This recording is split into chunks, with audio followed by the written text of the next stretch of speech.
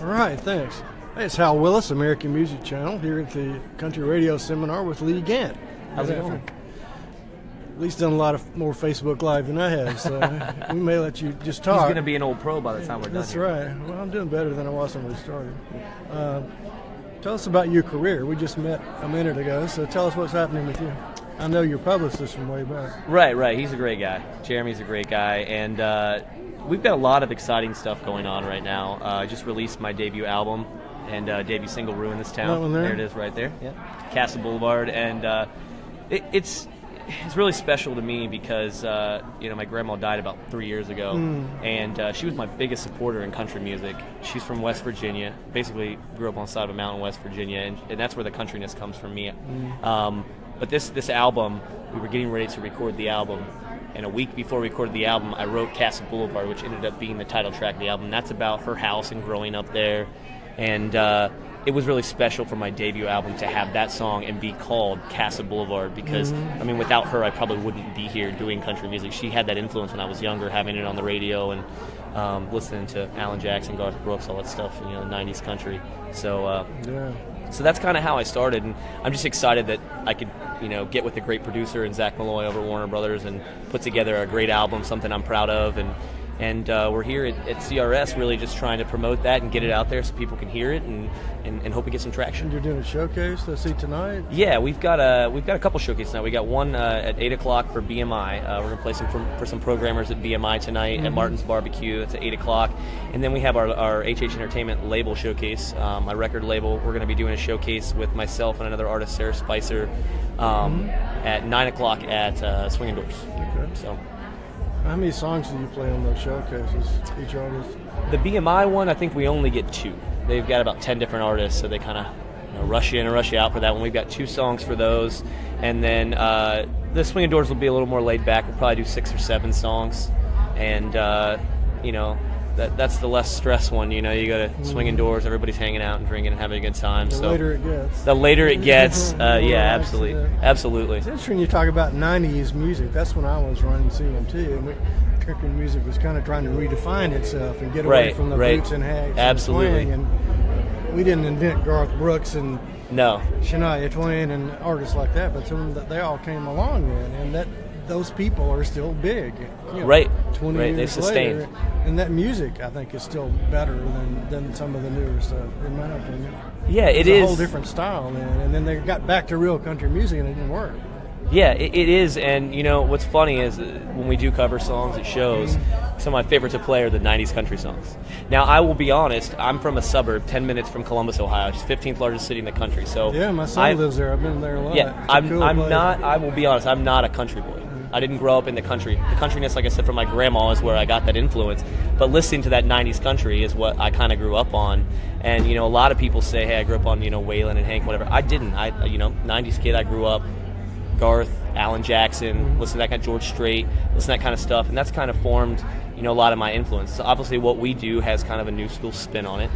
But a lot of people have kind of said that my voice still kind of has that older sound to it, even though the music's new. There's a bigger market for that kind of music. It's not a hardcore country, I think. A lot of people like it, but I think there's a bigger market. Well, right. But in songwriting, to be honest with you, when I write songs, I don't sit down and say, hey, I'm going to write a commercially viable song, I'm going to write this. If it comes out a 90s country song, I've literally written 90s country songs. Will anyone ever cut it? I don't know. But, I still enjoy just writing a great country song. I was judging songs for a competition last year, and 2 songs by the same guy. Yeah. I listened, I thought, Steve was there with me. I said, where have I heard that song? And I said, oh, no. And then the same thing with the second one. I said, he thinks there's nobody around old enough to remember those songs. but they were like almost copies, different with different words. So, I guess that music is that prevalent. Well, there is. Serious. And the funny thing is that Midland came out with Drinking Problem, that new song.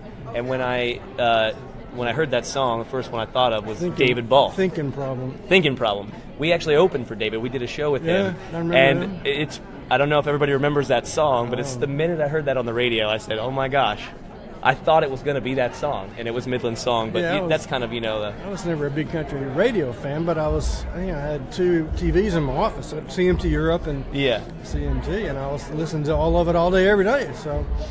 Yeah, I'm not sure how many people that got fooled in that contest, but it hit me in the face when I heard it. Yeah. Oh, absolutely. Yeah, it's funny. If I could tell you what it was, you'd know. So you're touring? Are you doing a lot of shows, going to gigs now? Or? Right now, in the winter, we haven't done much. We're gearing up to get a tour together for summer and fall. So it'll be probably midsummer through fall.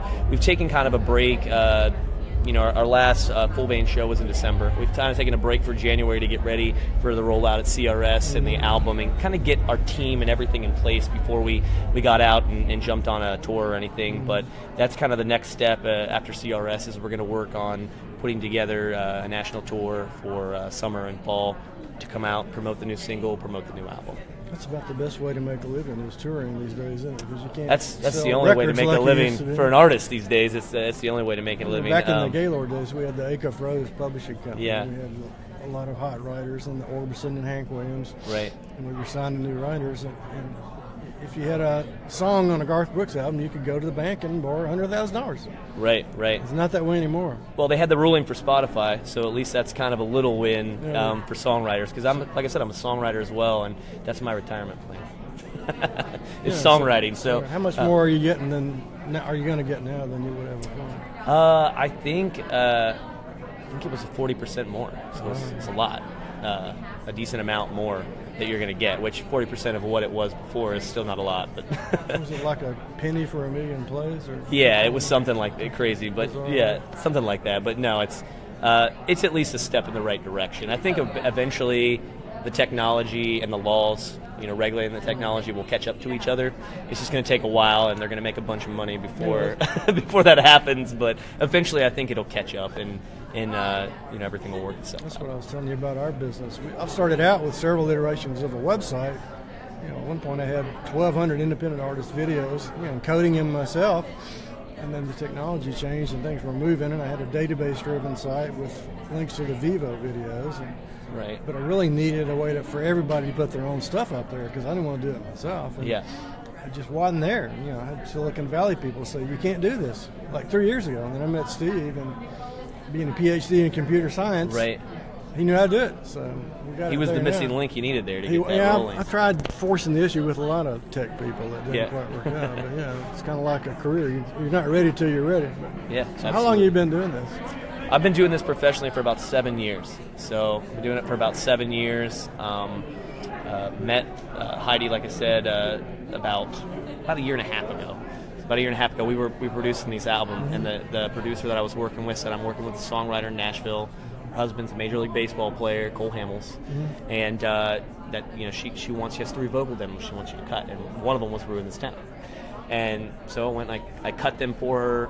We hung out for about 3 days. She asked me all kinds of questions about my career, and the next week I flew home, and I got an email from her that basically just said, I think that you have a great voice, you have a great personality, you killed the songs that I had you sing, and I really want to sit down with you and figure out how we can make this work. I'm starting a new label, I'm starting a new publishing company, and I want to make you my first artist. So that's kind of how it happened, and everything since then has just been, great news. It's not the way you thought it was going to happen, was it? No, it's not. When we were going to do that album, we had no budget for marketing. So we had a budget to do the album, but we had no idea how we were going to get the budget for marketing.